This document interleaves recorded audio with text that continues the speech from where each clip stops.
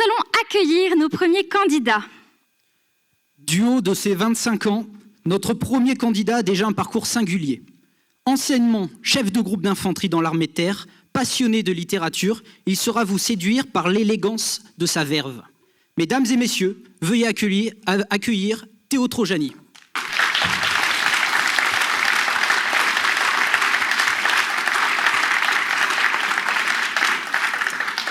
Face à lui, une candidate à la grâce et à la rigueur d'une danseuse de ballet. D'un pas déterminé, elle saura vous charmer par une danse oratoire envoûtante. Cher public, je vous prie d'accueillir chaleureusement Madame Ilona Kadou.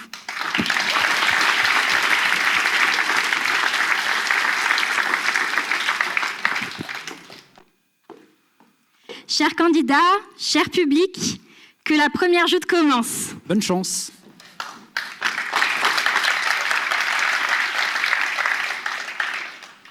Bonjour à tous. Je vais vous faire une confidence. Je ne connais rien au droit. Je suis un littéraire. Et cette différence m'impressionne vraiment autant qu'elle m'oblige. Je n'étais formé ni pour plaider, ni pour défendre. Je ne peux donc ni être acheté, ni défendre ce qui me paraît indéfendable. Voilà, l'abcès est crevé. Donc il faut nous demander pourquoi nous sommes ici aujourd'hui. Pour la liberté de la femme, faut-il nécessairement inscrire le droit à l'IVG dans la Constitution ? Nécessairement. Voilà là toute la tension du sujet. Nécessairement implique une urgence bornée par le temps, un temps qu'il nous faut saisir avant qu'il ne soit trop tard. Il est nécessaire de le faire avant que cela en devienne une nécessité. À vos souhaits. Et nous pouvons nous mettre d'accord pour dire que ce n'est pas parce que Madagascar, le Gabon, Haïti ou le Honduras interdisent ou restreignent ce droit que nous avons peur et que nous ressentons cette urgence. Car oui, nous avons peur que jusqu'ici ce droit puisse être remis en cause. Et nous avons peur, car nos libérateurs de la Seconde Guerre mondiale, ces producteurs de films que nous aimons, des musiques sur lesquelles nous tombons amoureux, sont revenus sur ce droit. Nous avons peur car Malte, la Pologne ou la Hongrie interdisent ou restreignent ce droit. Nous avons peur car des politiques chez nous se réjouissent des régressions des pays voisins. Nous avons peur car il y a une semaine à Marseille, le pape indiquait que l'avortement était un faux droit au progrès et une régression. Voilà.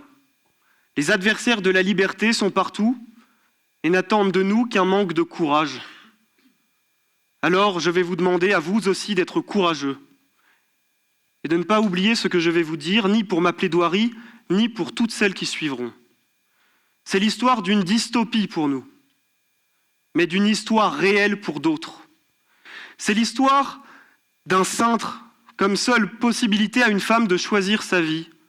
L'histoire d'un cintre planté dans un sexe, perforant un vagin, perforant un fœtus dans une salle obscure à la seule lueur de la peur, du silence. Voilà de quoi il nous faut nous protéger. Mais s'il faut se protéger, il faudrait se demander qui pourrait attaquer. La réponse est faite. Le point commun de l'énumération que j'ai faite est qu'il s'agissait d'États ou de personnes religieuses. Les religieux. Pas les religions, pas ces philosophies qui en nous permettent de mieux vivre et de mieux croire dans notre âme et dans nos cœurs. Mais ces religieux qui disent comment il faut vivre et comment il faut croire. Ces religieux qui font de la femme seulement une mère ou une Ève qui s'ignore, capable à chaque instant peut-être de pactiser avec un diable. Comment imaginer en 2022 que ces juges de la Cour suprême, évangélistes jusqu'au bout des ongles, n'aient pas été influencés par une quelconque vision restrictive de leur propre religion, eux qui admettent bien volontiers que les hommes ne soient pas des saints, mais qui refuseraient toujours de dire que les femmes n'aient pas les vertus de la Vierge. Ces juges de la Cour suprême ont créé un lien entre les États-Unis d'Amérique, pays libre, et l'Iran, l'Afghanistan et tous ces pays qui cherchent à contrôler le corps des femmes. Ils ont créé un espace où des fous aux idées dangereuses peuvent proposer, comme au Texas, que les femmes enceintes ne puissent pas passer les frontières de l'État. Les religieux sont le pire. Mais du pire, parfois, vient le meilleur et sûrement l'idée que nous devons suivre.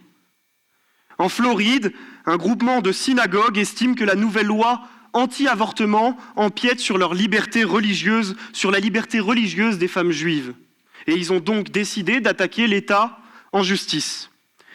D'après la plainte déposée, je cite, par la synagogue, la loi juive prévoit qu'un avortement peut être nécessaire afin de protéger la santé et le bien-être mental ou physique d'une femme, et qu'ainsi cette loi violerait leur droit à la vie privée et à la liberté religieuse.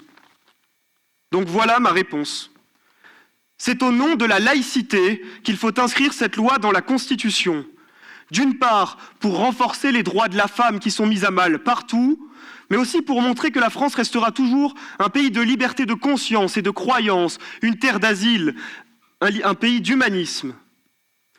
Ça sera faire un signal au monde que la France n'abandonnera pas les femmes, que la France ne verra pas leurs droits brûlés en regardant ailleurs. Mais d'autre part, la constitutionnalisation de cette loi renforcerait la laïcité. Constitutionnaliser une loi, c'est vouloir renforcer la société. Notre société basée sur la laïcité. Mais je vous le dis, personne, pas un collégien, pas un lycéen voit en la laïcité une liberté. Ils ne la comprennent qu'en contrainte qui vise à stigmatiser telle ou telle communauté à des fins politiques. Mais inscrire l'IVG dans la Constitution, c'est donner un visage à la laïcité. En particulier, le visage d'une femme qui peut choisir de choisir sa vie. Le visage d'une femme qui peut choisir en sachant que son État la soutiendra.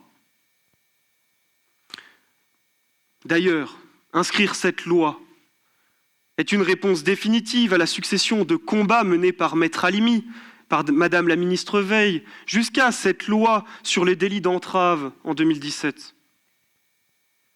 Inscrire cette loi dans la Constitution, c'est reconnaître et revendiquer aux femmes le droit à une farouche liberté. Et je sais que, mesdames et messieurs du public, vous avez conscience de l'enjeu historique de la plaidoirie d'aujourd'hui. Que soit il en ressortira une société plus forte, plus juste et plus fraternelle, ou alors que nous aurions été lâches, cédant du temps aux ennemis de la cause des femmes. Alors à vous, mesdames et messieurs du jury, il y a des instants dans l'histoire où ce qui est à faire doit être fait. Il y a des instants dans l'histoire où l'argument du droit doit se substituer à l'intérêt général. N'oubliez à aucun instant, lors de votre délibération, que cette décision aura un impact non pas sur une idée quelconque de la société, mais bien sur la vie des gens, que votre réponse est adressée à un regard, à une voix, à une peau, à un corps que vous avez touché ou peut-être aimé, et qu'aucune justification factice ne soulagera le regard qui se pèsera sur vous lorsque vous rentrerez ce soir et que vos femmes, vos filles ou vos petites filles vous jugeront. Aujourd'hui, mesdames et messieurs du jury, je vous demande d'inscrire dans la Constitution l'interruption volontaire de grossesse. Aujourd'hui, mesdames et messieurs du jury, l'histoire vous regarde et elle vous juge. Merci.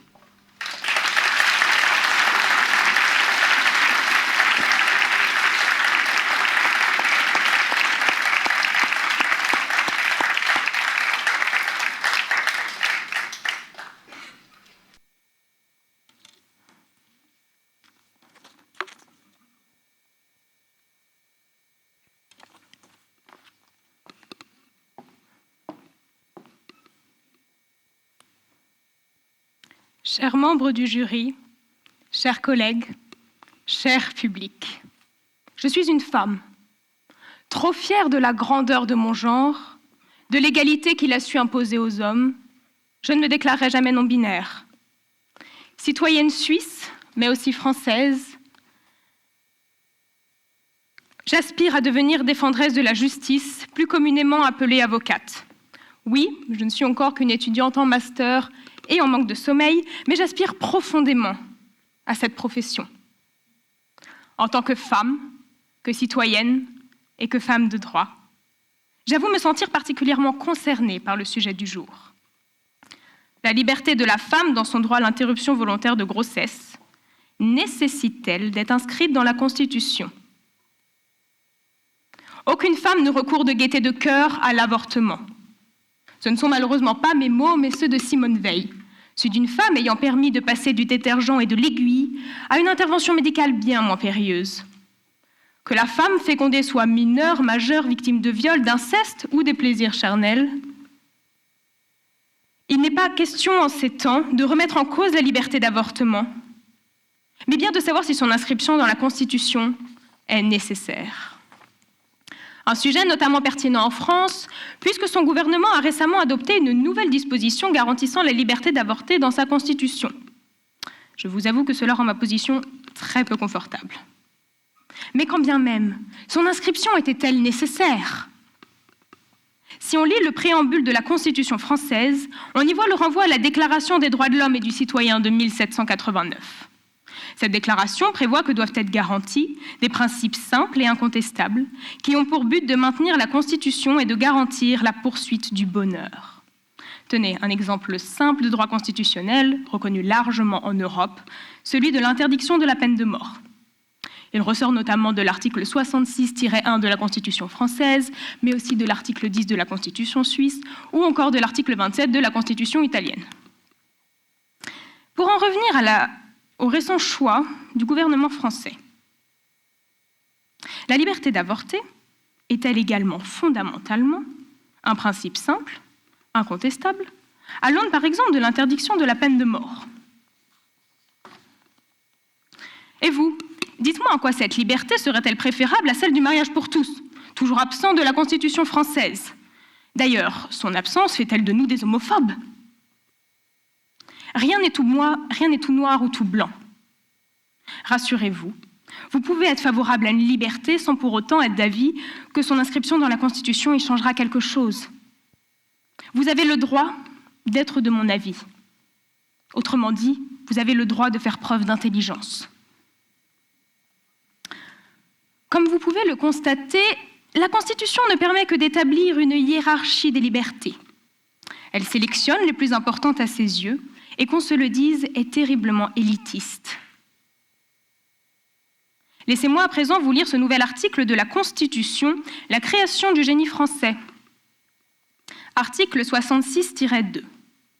La loi garantit l'effectivité et l'égal accès au droit à l'interruption volontaire de grossesse. Point final. Astucieuse manipulation. Mais dites-moi, comment prétendre à inscrire une liberté absolue alors qu'un cadre légal est déjà cloué? Tout ceci me paraît plutôt perfide. Mesdames, messieurs, nous avons été pris pour des idiots crédules, dupés comme l'enfant avec l'histoire du Père Noël, roulés dans la farine. La limite d'intervention restera 14 semaines de grossesse, que la Constitution intervienne ou non. C'est comme vous garantir l'accès à ma demeure jusqu'à 14h. Mais prenez garde, si vous arrivez à 14h05, Constitution ou pas, je vous laisserai pleurer sur le pas de porte. Hormis pour l'analogie, je reste genevoise, donc si je vous invite, soyez ponctuels. En somme, l'inscription de cette liberté ne permet pas de rallonger les dates limites d'intervention. Son inscription permettrait, selon certains, de garantir une protection contre sa suppression. Sachant que cette liberté est déjà garantie à l'article L 1110-3 du Code de la santé publique, demandons-nous déjà s'il est si simple de modifier une loi. Et quand bien même l'illusion d'une garantie supplémentaire reste très agréable, sachez que même la Constitution reste modifiable, et ce sans l'avis du peuple français. Citoyens ou non, devant le législateur, nos opinions ne valent rien. Et enfin, je vous ai entendu me parler du mouvement américain. Alors, ce qui se passe outre-mer n'est pas pertinent dans notre cas. Leur système n'est lui-même pas comparable au nôtre. Il n'y a de base aucune remise en cause de cette liberté entre les 6 côtés de notre bel hexagone. Or, c'est tout ce qui nous intéresse quand on parle de constitution. Mais il subsiste de réels problèmes avec le droit à l'interruption de grossesse. Je vous l'accorde. Il est anormal que certaines femmes, au-delà de nos frontières et pourtant si proches de nous, ne puissent recourir à l'avortement dans de bonnes conditions. Mais le changement de notre constitution ne changera rien. De plus, son inscription ne créera pas une hausse du personnel médical comme par magie. Les véritables lacunes de notre système ne sont même pas effleurées par cette inscription. Encore une fois, les discussions à l'Élysée auront été révolutionnaires. Mais je vais vous faire une confidence. La seule différence avec cette inscription reste symbolique. Il est fort symboliquement pour une liberté ou un droit de paraître dans l'acte suprême national qu'est la Constitution, mais rien de plus. Nous voulons donner une bonne image de notre nation, mais l'inscription à la plume d'or, l'encre de jet, ne saurait rendre cette liberté plus forte. Si vous pensez que la Constitution peut régler, telle marraine la bonne fée, tous nos problèmes concrets, c'est que vous êtes dans l'opacité, dans l'obscurité, dans la sombritude la plus totale. La vérité est comme le soleil, elle laisse tout voir mais ne se laisse pas regarder, disait Victor Hugo. Il s'agit maintenant de voir si vous serez prêt à brûler votre rétine ou si vous préférerez vous abriter sous un confortable voile d'hypocrisie et d'idées préconçues. Un petit pas pour l'homme et un très petit pas pour la femme. Une révolution qui peut être réconfortante, mais qui n'a jamais été nécessaire. Chers membres du jury, cher public, les mots ont leur importance et il est nécessaire que vous en preniez conscience.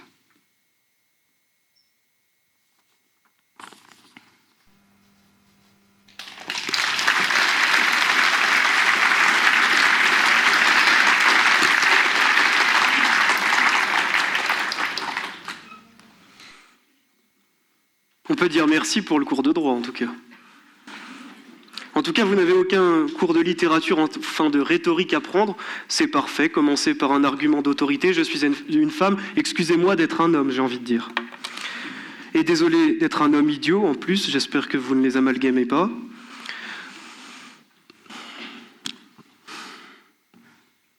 Les mots ont leur importance. Liberté, égalité, fraternité, ce sont bien des symboles. Mais vous méprisez les symboles. Le drapeau français qui, jusque sur une île du canal du Mozambique, est levé tous les matins, c'est un symbole. Mais vous alignez les articles de loi comme un mépris de classe parce que vous ne voyez pas les gens. Moi, je vais vous parler de quelqu'un. Une petite fille de 12 ans avec un serre-tête vert qui avait l'intention, je cite, de faire de grandes choses dans la vie. Elle a été violée. Et son État, l'Ohio, ne lui a pas permis de se faire avorter. Elle a dû fuir son État, qui ne l'a pas protégée. Elle a dû subir ce qu'on infligeait à son corps lors de son viol, et ensuite elle a dû subir ce que son État faisait de son corps. Mais à 12 ans, vous auriez pu avoir un enfant ? Vous auriez pu élever un enfant ? Toutes les grandes choses que vous avez faites, vous les avez faites parce que vous avez choisi, ou au moins vous auriez voulu les faire parce que vous choisissez. Choisir, c'est ce qui vous amène dans cette salle, c'est ce qui m'amène à ce pupitre, c'est ce qui vous amène à faire des études de droit. Mais tout le monde n'a pas la chance de pouvoir faire des études de droit. Je vous renvoie à un livre d'Emmanuel Carrère, La vie des autres. Et je finirai en disant juste son nom. Addison Gardner, 12 ans, un serre-tête vert qui voulait faire de grandes choses dans sa vie.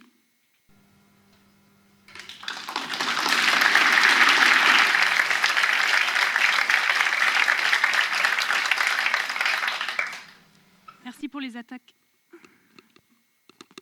Bon, c'est pas grave. Merci pour les attaques personnelles, c'est qu'il n'y avait pas grand-chose à argumenter par rapport à mon discours, je le prends vraiment très bien. Vous avez parlé donc des États-Unis, d'accord, d'un pays où il y a plus d'armes que de livres, mais vous savez, il y a aussi dans le Mali, par exemple, où on pratique l'excision. Et malheureusement, qu'on change la Constitution ici ou non, je ne pense pas qu'ils vont prendre exemple sur notre beau pays.